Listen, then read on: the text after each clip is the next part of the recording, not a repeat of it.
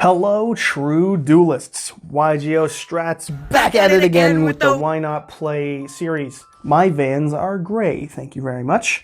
Welcome to Why Not Play, a series where I talk about why I play and why you should play various decks. This week I'm talking about Phantom Knights, one of two decks that I picked up as part of my own personal Yu-Gi-Oh! Renaissance last year that really got me back into the game. That's right, finally a video that isn't about Towers-esque monsters. Instead, it's about tilting my friends with Fogblade until they stop dueling me.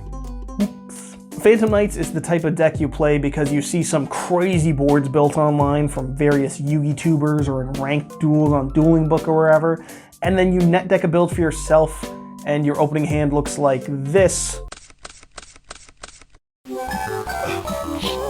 and part of you dies inside. I will quickly note now that I'm making this video before the Grand Creators has even dropped. And I don't know when you're watching this exactly, but my build and this video in particular aren't going to be including the Adventurer engine, in large part because I'm not looking forward to it being in the meta. I know that's the meta version of it, and it's definitely the better variant than my list and the things that I'm going to be talking about in this video in particular, but I'm not spending $400 on an engine to play at locals, so I'm just not going to talk about it right now. And at least this way, maybe if you're looking at playing the deck, it's a little more affordable by not hearing about just the Brave token engine for Adventuring or whatever. That being said, regardless of whether or not you're playing with or without that engine in the deck, both variants still do one thing in common. They go. Where ancient humans were able to out-stamina prey in an unprecedented way the likes of which the Earth had yet to see, so too does Phantom Knight not fucking stop. The deck is very reliable at setting up consistent first turn boards that are not only tough to deal with, but that will help facilitate plays on the follow-up turns if you aren't able to kill them. Rusty Bardish is probably the #1 reason to play this deck, no questions asked. This card is one of the best pieces of Link support an archetype has ever received, if you ask me. Not only does it foolish Phantom Knights cards to set up for plays and extensions, but in the process of doing so, also sets a trap directly from your deck. This means that as part of your extensions in your combos, you're either going to get a extra negate in the form of a Fogblade from the deck, or even further extension as part of your extending by setting a copy of Shade Brigandine. The fact that he also pops a card once per turn if a Dark Xyz monster is special summoned to his own he points to is just icing on the cake. Historically, this comboed brutally with Orcus decks and specifically Dingirsu, but today it's still just as annoying. Summoning a Breaksword and getting to pop 2 cards from that 1 Xyz really, and then get a rank 4 or another Link monster when floating from Breaksword is just nasty. There's also the fact that his arrows point down and sideways, meaning that this effect is live even if it's summoned back with, say, the Monster Reborn effect of Fogblade or another Phantom Knight trap. Yeah, this card's just dumb. There's a reason he's the one on the thumbnail. I don't know a lot about a Bardish or what it is beyond the fact that it's clearly some type of axe, but this card is not rusty in the slightest. Get it? It's because the name is... In all honesty, that Link monster is enough reason to play this deck, I feel, but wait. But I'm not done yet!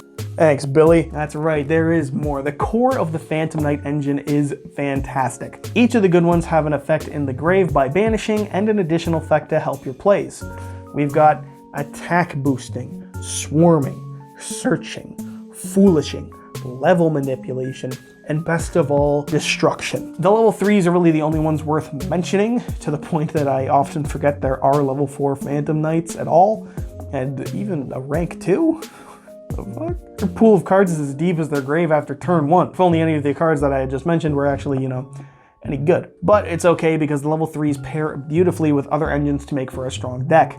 Phantom Knights can play Dangers as extenders, or at least in particular Jackalope and Tatsunoko. Psychic Wheelie Boys work wonderful as well, and as was the case in 2016, Burning Abyss pairs great with them, especially with the addition of Cherubini, whose effect sends for cost, making it a fantastic fit in this deck. The engine also lends itself great to some really strong stuff. Phantom Knight pulls off the Dagda Phoenix Enforcer combo scarily easily, and in the past Dragoon made a common addition to the deck, not to mention its ability to swarm and put bodies on board gives it an almost Dark Warrior-like quality to fit in another engine and play it alongside the already solid and recurable PK engine.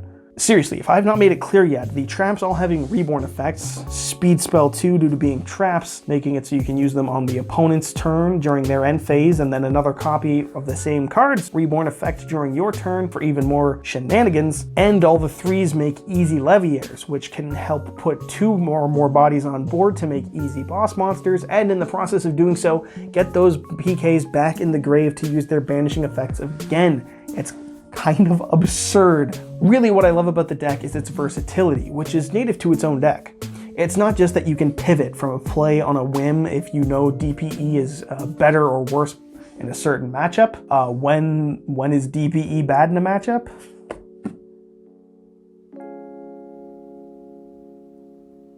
Magispectors, maybe?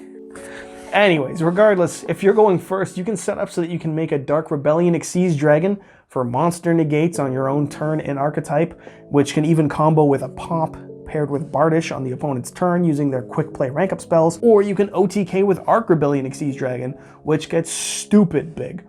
Seriously, when I first started testing this deck, the only thing I did was turbo out Arc Rebellion and punch.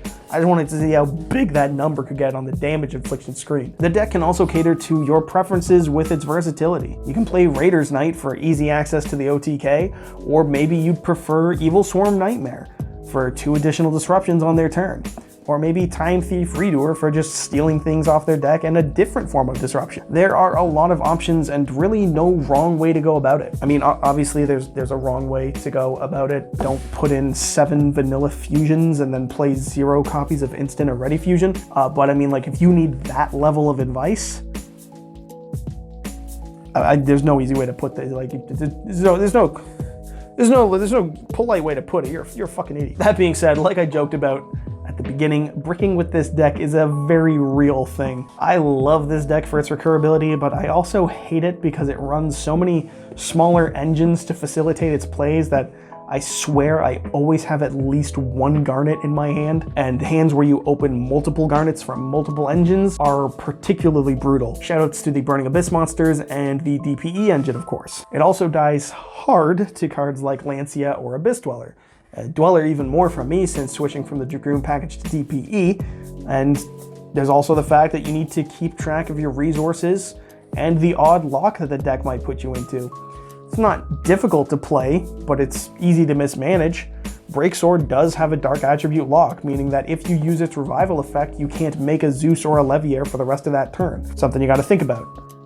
Or you're a cheater, but I don't recommend that. That gets you banned. I did nothing wrong, man. I did nothing wrong whatsoever. Still, the deck is a very resilient combo deck with a very high ceiling. I personally like it because part of its main end board is that you can end on monster negate effects and fog blades to disrupt plays. So even if you do get hit by Droplet or Dark Ruler, you can still put up some resistance. This right here is my build. I've got E-Tellies for Ghost Ogre, mainly because one of my friends plays Floowandereeze and that field spell is Cancer. This list is both far from unique and far from the best. You may want to add in more Fusion Destinies because it's 2022, and maybe you only find you need 1 Phantom Cloak, but it's worked well for me. Overall, it's a fun deck that can be adapted very easily to fit your local meta and to your preferred playstyle, and one that can go toe-to-toe with big names in the meta, especially if you're playing the Racist engine. And yeah, overall, I think that is a good summary of why you should maybe look into Phantom Knight. Thanks for watching, leave a like and a comment if you enjoyed it, and please stop texting my wife. As always, make sure you subscribe to YGO Strats so that you can become a true duelist.